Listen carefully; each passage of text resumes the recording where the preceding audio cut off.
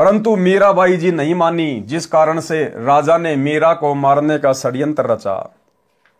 विचार किया कि ऐसी युक्ति बनाई जाए कि यह भी मर जाए और बदनामी भी ना हो।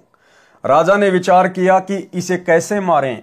राजा ने कहा कि सपेरे एक ऐसा सर्प ला दे कि डिब्बे को खोलते ही खोलने वाले को डंक मारे और व्यक्ति मर जाए। ऐसा ही किया गया। राणा जी ने अपने लड़के का जन्मदिन मनाया। उसमें रिश्तेदार तथा अन्य गणमान्य व्यक्ति आमंत्रित किए। राजा ने मीरा की बांदी यानी नौकरानी से कहा कि ले, यह बेशकीमती हार है, मेरे बेटे का जन्मदिन है, दूर दूर से रिश्तेदार आए हैं। मीरा को कह दे कि सुंदर कपड़े पहनकर इस हार को गले में पहन ले, नहीं तो रिश्तेदार कहेंगे कि अपनी भाभी जी को अच्छी तरह नहीं रखता। मेरी इज्जत बेइज्जती का सवाल है। बांदी ने उस आभूषण के डिब्बे को मीराबाई को दे दिया और राजा का आदेश सुना दिया। उस आभूषण के डिब्बे में विशैला काले सफेद रंग का सरफ था।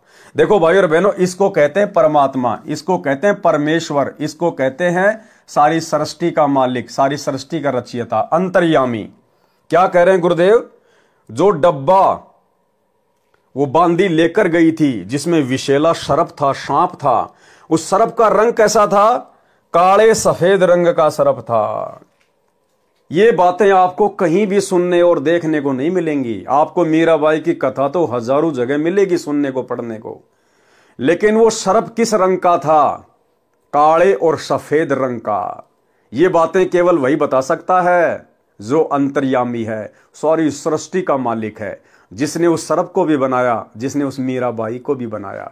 तो हमारे गुरुदेव भगवान अपने कर कमल से ये पवित्र शब्द लिख रहे हैं। तो हमारे गुरुदेव भगवान स्वयं ही कबीर परमेश्वर हैं।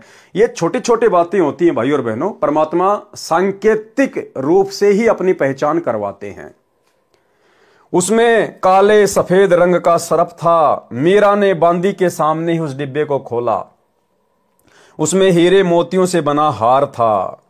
मीराबाई ने विचार किया कि यदि मैं हार नहीं पहनूंगी तो व्यर्थ का झगड़ा होगा, मेरे लिए तो यह मिट्टी है। यह विचार करके मीरा जी ने वह हार गले में डाल लिया। लेकिन भाई और बहनों, वर्तमान में हमने इतना सोचकर भी ये गहने नहीं पहनने हैं, चाहे चांदी का हो, चाहे सोने का हो, चाहे हीरे मोती का हो, चाहे आर्टिफिशियल हो। ये कलयुग की बिचली पीढ़ी है, मोक्ष का प्राइम टाइम है। आज गुरुदेव भगवान का सोने चांदी के आभूषण को लेकर सख्त आदेश है, निर्देश है कि इसको तो हमने अपने घर पर भी नहीं रखना, पहनना तो बहुत दूर की बात है।